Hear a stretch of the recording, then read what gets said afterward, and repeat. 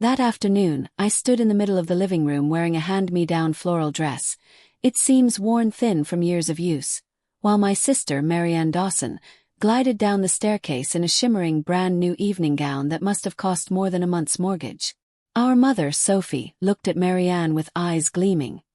Her smile so broad you'd think it was carved by joy itself. Then she turned to me, her expression fading, and spoke in the coldest tone I'd ever heard. "Charlotte, please don't embarrass this family." I was only 16 at the time, but in that moment, I felt every bit as jaded as someone 3 times my age. That was the day I truly realized what it meant to be not chosen, and that was the day I silently swore never to let anyone decide my worth again. My name is Charlotte Dawson, I'm 28 now, and I grew up in the suburbs of Redwood Falls, Montana. In my house, there always existed 2 different realities. On one side, under the brightest lights, stood Marianne, my older sister by 4 years, now 32, constantly praised and indulged. On the other side was my small, shadowy corner, where I hovered in near invisibility, as though I occupied negative space in a portrait meant for someone else. From the time we were children, our parents, Sophie and Martin Dawson, made it clear that Marianne was the pride of the family. She was their future, their shining star, their everlasting legacy. I used to think maybe I'd done something wrong, that perhaps I was born with a black mark on my name. When Marianne turned 10, she got her first porcelain doll in an elaborate pink dress. I got a half-torn coloring book.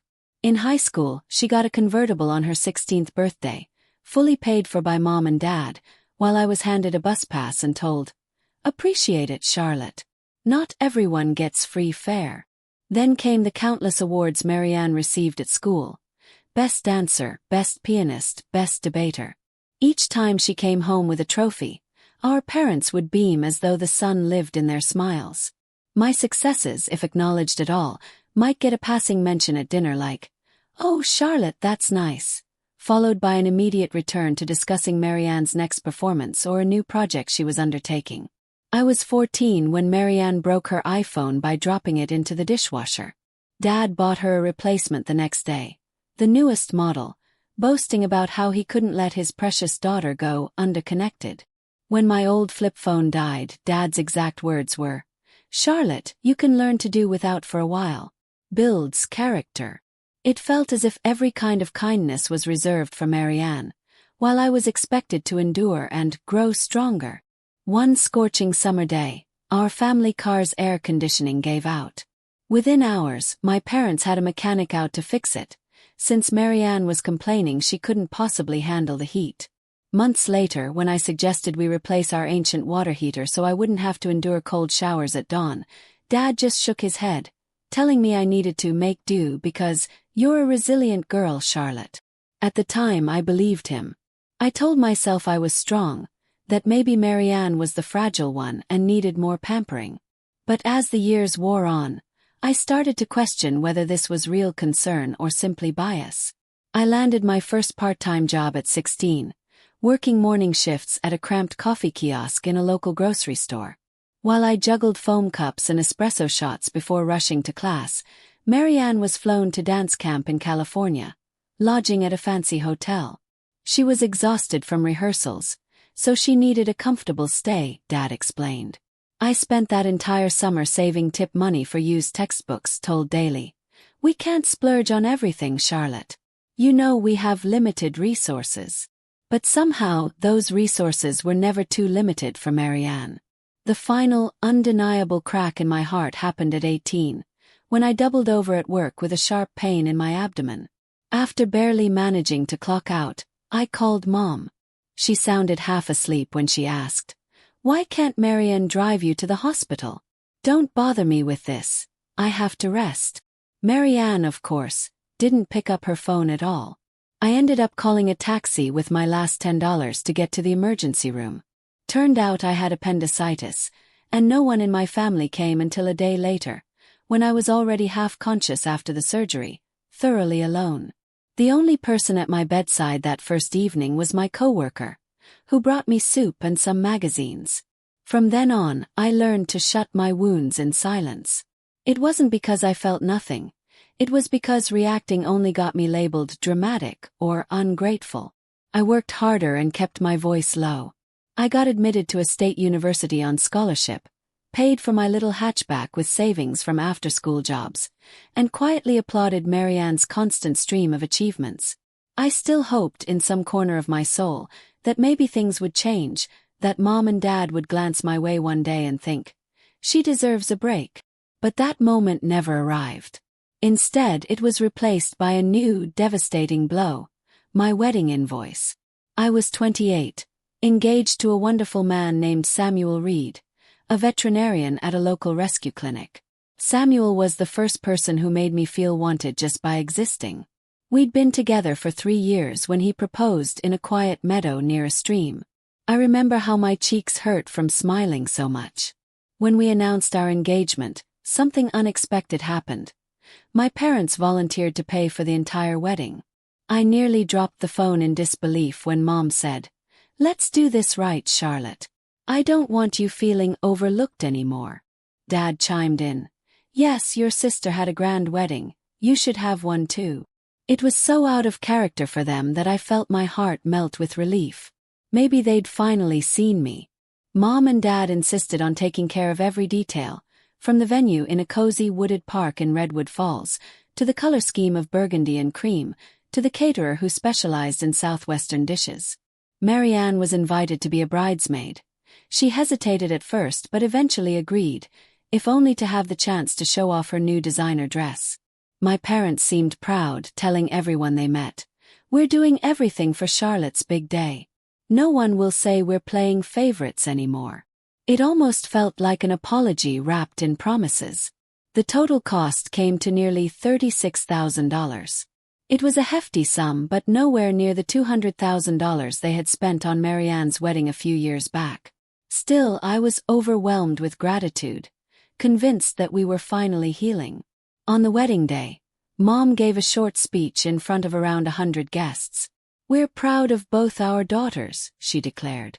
"But today is Charlotte's day, and we want to show her how much we love her." Dad nodded, placing a hand on Samuel's shoulder, whispering something I couldn't hear. I remember tears springing to my eyes. After all the years of feeling invisible, at last I thought I'd stepped into the light. But 2 days later I was home, gently wrapping my wedding gown in protective plastic, when I saw a new email from Dad. The subject line read, "Invoice for wedding expenses."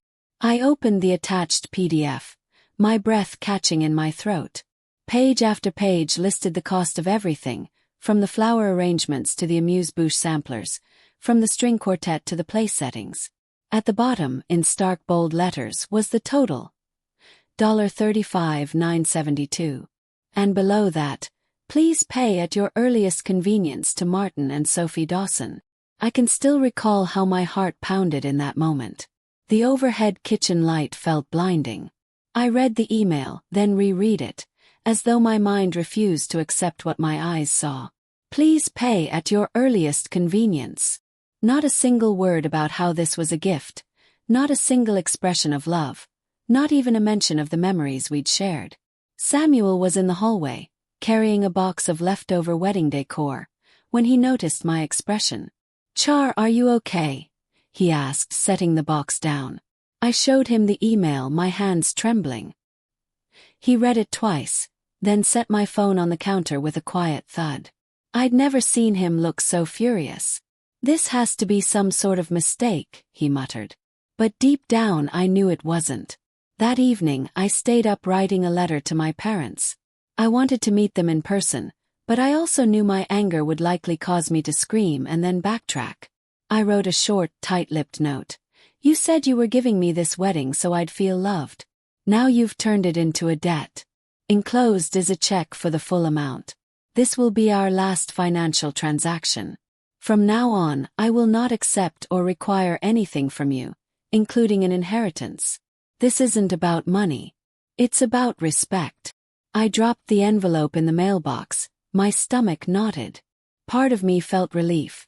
Part of me felt that gnawing ache of betrayal. 3 days of silence followed. Not a text, not a call, not a knock on my door. It didn't surprise me. Silent disapproval was my parents' preferred weapon. When I was younger, their silence would push me to apologize for things I hadn't done, groveling just to win back a shred of attention. This time I felt differently. I felt exhausted but also liberated. I started a new journal that Samuel had given me for my last birthday. I hadn't written a word in it, but now I filled the first page with a sentence I'd kept hidden in my mind for years. I don't owe anyone my life just because they gave me it. On the fourth morning, the dam broke. Family members I hadn't heard from in years, an aunt in Oregon, a cousin in Nevada, an uncle in Florida, suddenly appeared in my inbox and voicemails. They told me I was overreacting, that I was destroying the family, that I should be more patient because all parents do things like that sometimes. It was an onslaught of scolding from people who never once had asked how I was doing in the last decade. One by one I hit block on my phone. When the online messages piled up, I started ignoring them entirely. Then Marianne appeared at my doorstep. It was around 7 p.m. when I heard the doorbell ring. Samuel was cleaning up dinner. I peeked through the peephole and saw her on the porch, eyes ablaze. I opened the door just a crack and she wasted no time. "Charlotte, what are you doing? Mom and Dad said you refused their love offering. They told me you're trying to make them look like fools." I stared, speechless. "A love offering," finally said. "They sent me an invoice. That's not love, Marianne." She tossed her hair, her expression a blend of irritation and superiority. "They only did that because they want you to know how hard they worked. They were going to gift you even more, but now you've ruined it." I just looked at her, my heart heavy, yet strangely calm. "Is that what they told you?" She shrugged, folding her arms. "Don't act so innocent. You'll regret shutting them out. You think you can live without family." I inhaled slowly, shutting my eyes for a moment. I survived for years without their emotional support, so I guess I can keep going. Marianne scoffed, calling me ungrateful. "Fine," she said. "Don't come crying to me when your wedding pictures are all you have left, because our parents will make sure you're cut off from everything else." She left, heels clicking furiously against the concrete. I looked down at my faded doormat, noticing a bit of her shoe's heel mark scratched into the fiber. Maybe it was symbolic of how my family had always walked all over me. In that moment, I realized something had shifted irreversibly. I had changed the script, and my parents and Marianne didn't know how to handle this new version of me. A week later, my uncle from Florida, whom I'd never really trusted, sent me a cryptic message. "Charlotte, you should talk to your Uncle Richard. He's your dad's younger brother. He went through something similar. Maybe it'll help." I barely remembered meeting Uncle Richard a few times at funerals for distant relatives. He always seemed standoffish, leaving gatherings early. But a mix of curiosity and desperation pushed me to reach out. I found his number after rummaging through old address books Mom kept in a box in our attic. I dialed, fully expecting it to go to voicemail. He picked up after 2 rings, voice a bit gravelly. "Hello." I hesitated but finally said, "Uncle Richard? It's Charlotte, Martin's daughter." He paused, then sighed. "I figured I'd hear from you sooner or later." The line went silent before he continued. "I never wanted to intrude, but your aunt told me about what's happening." I felt my throat tighten. "She said you had a similar experience." "With my grandparents." Another long pause. "Yes. I was the second son, your dad was the golden boy. When our father died, everything was left to Martin. I was told I should be grateful just to be in the will at all. Didn't matter that I had worked 3 jobs to pay my way through college, that I never asked for help." I heard the bitterness in his voice. "They tried to control me too, with financial promises and emotional blackmail." My hand shook, gripping the phone. It was like hearing my own story, only said a generation before. "They did that to you, and Dad was complicit?" I asked, remembering Dad once calling Uncle Richard a failure for not staying in Redwood Falls. "He sure was," said Uncle Richard. "He thought he was upholding some great family tradition. We had to obey our parents or we'd be cut off. Well, guess who ended up cut off anyway? Me. Because I wouldn't bow. My face grew hot. This pattern, passed down from grandparents to Dad, had now reached me. I felt both angry and strangely relieved, like the missing puzzle piece had finally clicked into place. "Thank you," I whispered. "I thought I was alone." Uncle Richard let out a soft exhale. "You're not alone, Charlotte. And you're not wrong. Standing up to them was the best choice I ever made, even if it cost me relationships. They never truly loved me without conditions, so I learned to love myself without them." I stared out the window at the evening sky, tears burning my eyes. "I get it now," I said, voice trembling. "They never meant to give me freedom, just a gilded cage. And the invoice, that was the door slamming shut." Uncle Richard remained quiet for a moment before replying gently. "Take care of yourself, Charlotte. Don't let them guilt you back." After we hung up, I felt the final thread of doubt snap. I wasn't crazy or ungrateful. I was simply refusing to be a pawn in a centuries-old family game. That night, I wrote in my journal again. Breaking a toxic cycle isn't cruelty. It's self-preservation. Days turned into weeks. My father, Martin, never responded. My mother, Sophie, never texted. Marianne posted a series of Facebook updates about how certain people don't value their family, but I ignored them. Then one Sunday afternoon, as I was walking home from a short shift at the local bookstore, my phone buzzed. A voicemail from Dad.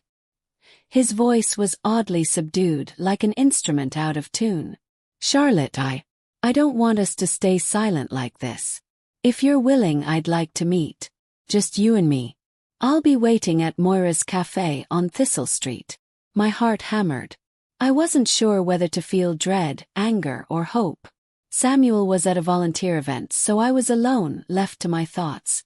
After pacing the house for half an hour, I finally grabbed my coat and keys. I told myself, this isn't about reconciliation. It's about closure. I drove to the cafe, every mile feeling like a step on a rickety bridge about to collapse. Dad was already there, seated at a small table near the window. I froze when I saw how he looked, tired, with new streaks of silver in his hair, collar unbuttoned, hands wrapped around a cup of black coffee as though it was an anchor. I stood by the table, unsure whether to sit. He looked up, and for the first time his eyes weren't stern. They were apologetic. "Couldn't be sure." He gestured to the chair.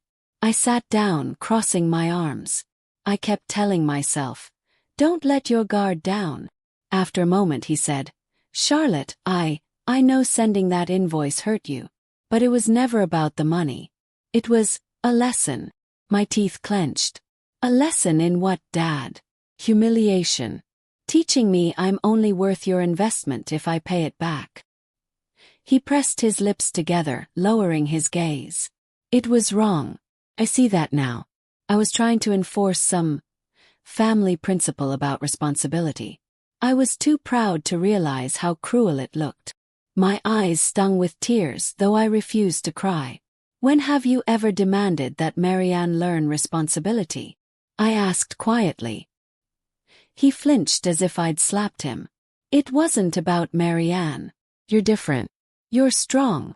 That old refrain. My voice shook. "Because I can handle it, you think it's okay to pile on more pain? All my life, I've watched you pour everything into Marianne. Any mistake she made was forgiven. Any success I had was dismissed. You expect me to say it's all fine just because you labeled it a lesson?" For a long moment, neither of us spoke. Finally, he swallowed and said in a hoarse whisper, "I'm sorry, Charlotte. I really am. I never meant for you to feel unloved. But I can't change what I did." I exhaled, a wave of sadness washing over me. "You're right. You can't." He reached into his pocket and pulled out a folded check, sliding it across the table. It was the one I'd sent him. "I never cashed it," he said. "I don't want your money. He trailed off, voice cracking. "I just want my daughter." I stared at it, then at him. "Dad, that check isn't the real problem.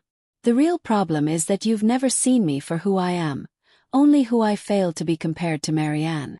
His eyes brimmed with tears. I'd never seen my father cry. A part of me wanted to run around the table and hug him. Another part, larger and heavier, wanted to leave. In the end, I took the check, tore it in half and set it aside. I'm not here to pay debts. I'm here because for once you asked to see me. I needed to hear if you could say sorry. I needed to feel if you meant it. He bowed his head, tears slipping down his cheeks. I do mean it, he murmured. I stood, heart pounding. I'm tired, Dad. So tired of longing for scraps of affection. You say you're sorry and maybe you are. But it will take more than words. I won't accept being a second-class child anymore. He nodded, blinking hard to clear his eyes. I understand. There was a finality in his tone, and for the first time I believed he might actually grasp what he had lost. Without another word I left. I didn't look back, didn't wait for him to follow. As I drove home, the tears came, unstoppable. But they weren't tears of regret. They were tears of release. That meeting was the final unraveling of the tight knot that had held me prisoner to guilt for years. I wanted revenge once, in the sense of exposing them, making them face public shame. But in that moment, I realized my true revenge was to break the cycle they'd forced upon me, by living a life they could no longer control. Weeks rolled by. Marianne sent me nasty texts, proclaiming I'd betrayed the family. I blocked her number. My mother occasionally reached out with half-hearted voicemails, sounding like she was reading from a script about misunderstandings. I didn't respond. Instead, I focused on moving forward with Samuel. We planned to relocate to a nearby city known for its greenery and supportive, artsy community. I found a new job at an eco-consulting firm, a place with collaborative people who didn't define me by my last name. Samuel and I fell into a comfortable rhythm. Every morning we shared a quick coffee, then parted ways. He to the clinic, me to the office. In the evenings we cooked dinner together, tried new recipes. Sometimes we painted the walls of our new house in bold, earthy tones, leaving behind the bland neutrality of my childhood home. We adopted a mischievous kitten from the rescue center, named her Ember, and gave her free rein to explore every corner. For the first time in a long while, I felt like I was building something of my own, untainted by false promises. Therapy helped. Once a week, I'd sit with a counselor who specialized in family trauma. She asked me to write letters, to my mother, to my father, to Marianne, that I never intended to send. It's a way to release the words you never got to say, she explained. I wrote pages of heartbreak, confusion, and longing. Then at the end, I wrote a final line that surprised even me. I forgive you, but I will not allow you to hurt me again. I sealed those letters in envelopes and locked them in a small wooden box. During this time, I also received a call from Uncle Richard. I heard you spoke with your dad, he said. I'm proud of you, kiddo.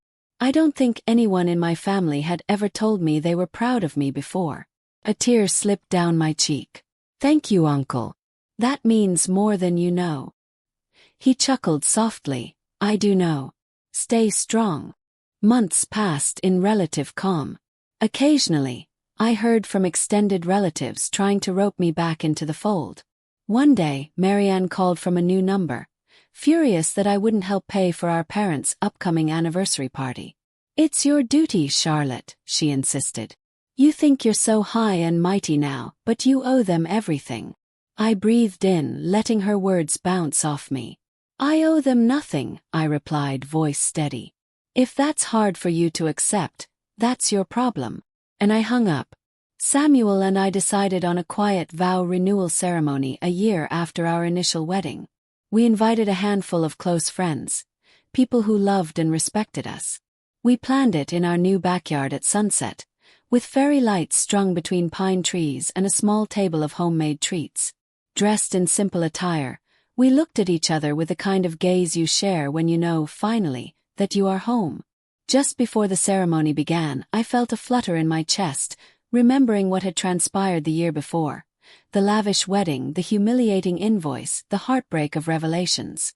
But as I looked around at the small group gathered around us, my best friend from high school, Samuel's supportive parents, a co-worker who once took me to the hospital, I realized that these people were here because they genuinely cared. No conditions, no debts, no false illusions. This was the family I had chosen. When we exchanged our vows again, it was more meaningful than the big ceremony.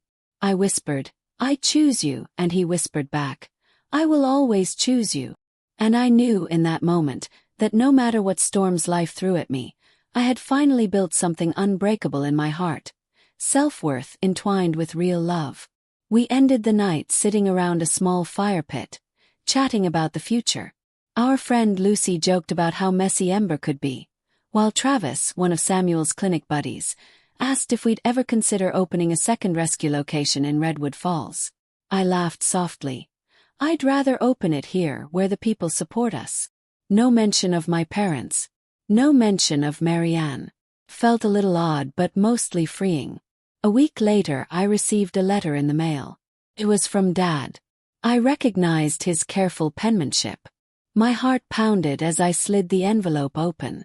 Inside was a single sheet of paper with only a few sentences. "Charlotte, I know I failed you. I don't expect forgiveness. I hope one day we can speak again, not as debtor and creditor, but as father and daughter. Whatever your decision, I respect it. Martin." I didn't cry or laugh or break down. I simply folded the letter, slipped it into my journal, and scribbled a note beneath it. Words don't mend everything, but they can be a start. Few more months passed. Samuel came home one evening, excited about a potential expansion at the clinic. He wanted me to get involved with the project, maybe as a consultant for environmentally friendly building materials. "We can do it together," he said. I smiled, considering how surreal it felt to be so valued by someone. One crisp autumn afternoon, I invited Uncle Richard to our home for a small housewarming get-together. As we stood on the back porch, overlooking the rows of pines, he said, "You've done well for yourself, Charlotte. Your father once said you didn't have the drive to succeed, but look at you now." I gave a faint smile, sipping my mug of cider. I decided that if I couldn't have a fair share of their attention, I'd give myself my own attention, I explained. And it's been the best decision I've ever made. Eventually, the sense of anger and betrayal that had haunted me began to subside. I realized that my revenge, if it could be called that, wasn't about ruining my parents or Marianne. It was about living happily in spite of everything, proving that their attempts at control no longer reached me. No more invoices. No more guilt trips. No more illusions of love that came with price tags. The happy ending arrived in a quieter, more profound way than I'd ever imagined as a child. There was no triumphant parade, no paternal apology broadcast to the world. Instead there was peace, my peace, a life where I was free to define my own worth. The memory of Marianne descending the stairs in a $1,000 gown, while I stood in a faded dress, used to be a sharp ache. Now it felt like a distant echo, reminding me how far I'd come. One evening, Samuel and I were sitting in our living room, Ember curled up in his lap, a soft jazz tune playing from a small speaker on the shelf. I turned to him and asked, "If we ever have kids someday, what's the first thing we should teach them?" He looked thoughtful for a moment, then replied, "That they matter just because they exist, and no one can take that away." I smiled, my chest warm with gratitude. "Yes," I said softly. "Exactly that." And that was the core of the happy ending. I had a partner who cherished me for me, a home that felt like a sanctuary instead of a battlefield, and a newfound belief that I was worthy of unconditional love. While my family's acceptance would have been nice, I no longer needed it to validate who I was. The cycle of conditional love that I once endured ended with me. In choosing to walk away from toxicity, I unknowingly stepped closer to genuine happiness. Sometimes people ask if I regret not reconciling fully with my parents. The truth is, a part of me will always yearn for what might have been. But the bigger part understands that real connection can't flourish where it was never nurtured. Perhaps one day, if they truly change, we'll meet on equal ground. But if we don't, I remain at peace knowing I did what was necessary to protect my heart. I offered them the chance to recognize me, and they missed it. I found my own way, forging a better path. As for Marianne, she drifted further away, too caught up in her own world. Occasionally I hear snippets. That she opened a boutique with Dad's backing, that she had a big vow renewal of her own in a posh tropical resort. I don't envy her. Perhaps she thrives in their environment, perhaps she's trapped in it. Only time will tell. I don't harbor ill will toward her, because it's simply not worth my energy anymore. In the final frame of my life story now, I see a version of me who has embraced what once felt impossible. Freedom from the chains of family-induced guilt. My home is full of bright colors and laughter, with shelves of books about self-discovery and resilience. My phone remains silent of manipulative calls. My email is free of itemized invoices.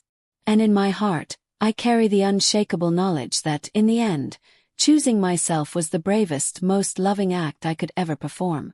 If anyone reading or listening to this wonders whether it's too harsh to walk away from the people who raised you, I'd say, not if they crush your soul. Sometimes leaving is the only way to heal.